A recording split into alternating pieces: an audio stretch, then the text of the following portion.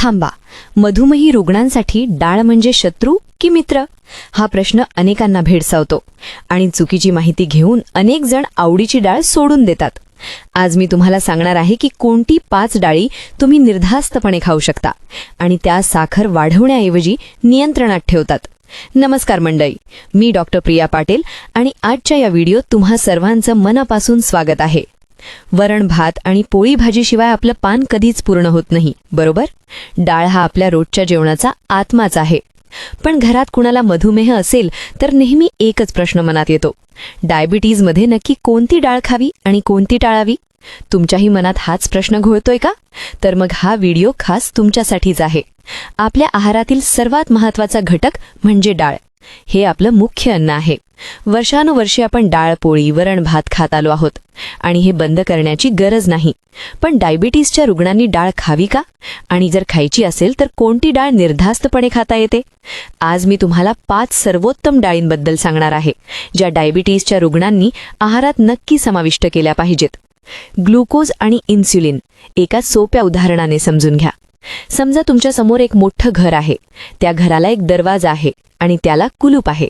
आता हे कुलूप उघडण्यासाठी तुम्हाला एका चावीची गरज असते, बरोबर? अगदी तसेच जेव्हा आपण जेवतो तेव्हा अन्नातील ग्लुकोज शरीरात जाते. हे ग्लुकोज शरीरात गेल्यावर पेशींशी जोडले जाते आणि त्याच पेशींच्या माध्यमातून ते उती आणि स्नायूंपर्यंत पोहोचते. पण तिथे पोहोचल्यावर आत जाण्यासाठी त्या कुलुपाची चावी लागते आणि ती चावी म्हणजे इन्सुलिन. जेव्हा शरीरात इन्सुलिनचे प्रमाण कमी होते किंवा इन्सुलिन रेझिस्टन्स वाढतो तेव्हा हे ग्लुकोज स्नायूंमध्ये किंवा उतींमध्ये योग्य प्रकारे शोषले जात नाही आणि याच कारणामुळे रक्तातील साखरेची पातळी वाढते.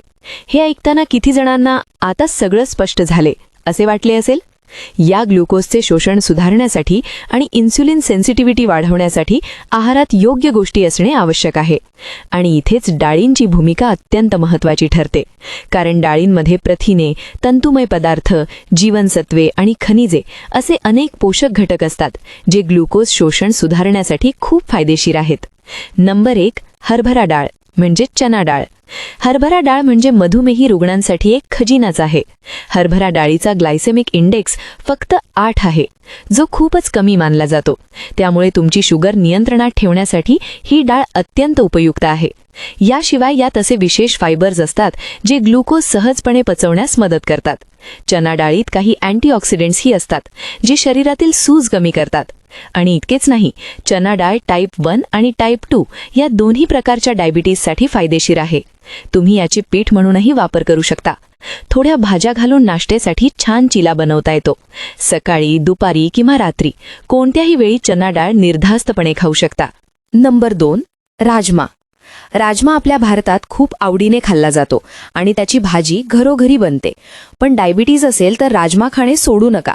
राजम्याचा ग्लायसेमिक इंडेक्स अवघा 19 आहे, जो लो कॅटेगरीत येतो.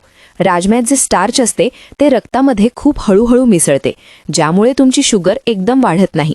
हे ऐकताना किती जणांना सुटकेचा श्वास सुटला असेल. पण एक गोष्ट नेहमी लक्षात ठेवा, जेव्हाही राजमा बनवाल तेव्हा तो 1 दिवस आधी पाण्यात भिजत ठेवा. दुसऱ्या दिवशी तो पूर्णपणे शिजवूनच खा. प्रेशर कुकरमध्ये 3-4 शिट्ट्या काढून अगदी मऊ शिजू द्या, जेणेकरून तो पचायला हलका होईल आणि पचनावर कोणताही वाईट परिणाम होणार नाही. नंबर 3, मूग डाळ. मूग डाळ म्हणजे मधुमेही रुग्णांसाठी एक वरदान आहे. यात तुम्ही पिवळी मूग डाळ किंवा सालासकट हिरवी मूग डाळ यापैकी कोणतीही निवडू शकता.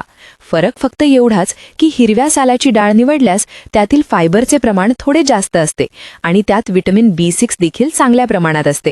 तुम्ही मूग डाळीचे छान खमंग डाल फ्राय बनवू शकता, जे पोळी किंवा भाकरीसोबत खूप छान लागते. यात व्हिटॅमिन B2, B3, B6 आणि बीटाची मात्रा उत्तम असते. पोटॅशियम आणि लोहही भरपूर असते आणि पोटॅशियम हृदयाच्या आरोग्यासाठी खूपच चांगले आहे. ज्या रुग्णांना डायबिटीससोबत ब्लड प्रेशरचा त्रास आहे, अँजिओप्लास्टी झाली आहे, अँजिओग्राफी झाली आहे, अशा सर्वांसाठी मूग डाळ अत्यंत उपयुक्त आहे. म्हणजे एकाच डाळीने अनेक आजारांवर फायदा.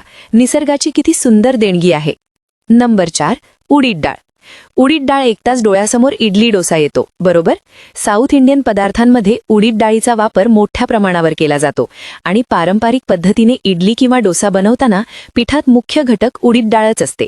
जेव्हा तुम्ही उडीद डाळ तांदळासोबत एकत्र करता तेव्हा इडली किंवा डोस्याचा एकूण ग्लायसेमिक इंडेक्स कमी होतो, कारण उडीद डाळीचा स्वतःचा ग्लायसेमिक इंडेक्स फक्त 43 पर्यंत येतो. त्यामुळे डायबिटीसचे रुग्ण ही डाळ सुरक्षितपणे खाऊ शकतात. यासोबतच यात सोल्युबल फायबर्स असतात, जे कोलेस्टेरॉल कमी करण्यास मदत करतात. जीवनसत्वेही भरपूर असतात, म्हणजेच इडली डोसा खाणे बंद करण्याची गरज नाही, फक्त योग्य प्रमाण ठेवा. नंबर 5. छोले किंवा चणे. छोले म्हणजे भारतीयांचे सर्वात आवडते. तुम्ही काबुली चणा किंवा आपला देशी चणा यापैकी काहीही खाऊ शकता. दोघांचाही ग्लायसेमिक इंडेक्स कमी आहे, फक्त 25 पर्यंत येतो. त्यामुळे शरीरातील ग्लुकोजच्या चयापचयावर कोणताही नकारात्मक परिणाम होत नाही. डाळींच्या कुळातील असल्याने यात प्रोटीनचे प्रमाणही चांगले आहे. यात असे काही घटक असतात जे शरीरातील अतिरिक्त चरबी कमी करण्यास मदत करतात, म्हणजे डायबिटीज आणि वजन दोन्ही नियंत्रित राहतात. छोले भाजीच्या स्वरूपात खाताना तेलाचे प्रमाण मर्यादित ठेवा. हे घरी बनवताना सहज शक्य आहे. तुम्ही छोले उकडून सॅलडच्या स्वरूपातही खाऊ शकता. चण्यांचा आणखी एक मोठा फायदा म्हणजे पोट भरल्याची भावना येते. जेवणानंतर गोड खाण्याची जी तीव्र इच्छा होते ती याने टळते. त्यामुळे हा एक अत्यंत डायबिटीज फ्रेंडली पर्याय आहे. तुम्ही प्रत्येक प्रकारची डाळ खाऊ शकता, पण त्यासाठी एक योग्य रूटीन मेंटेन करणे गरजेचे आहे. जर तुम्ही एक साधा डाएट चार्ट फॉलो केला, वेळापत्रक ठरवलं की आज ही डाळ खायची, या पदार्थासोबत खायची किंवा सॅलडमध्ये मिक्स करून खायची, तर खूपच छान होईल. आज चणा डाळ, उद्या मूग डाळ, परवा राजमा असे फेरफार ठेवल्यास प्रत्येक डाळीतील पोषक घटक शरीराला मिळतात.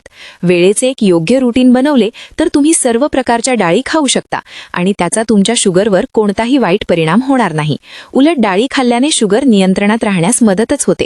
हे आजचे सर्वात मोठे सत्य आहे. मंडळी, डायबिटीज म्हणजे आवडते जेवण सोडणे नाही, तर योग्य निवड करणे आहे.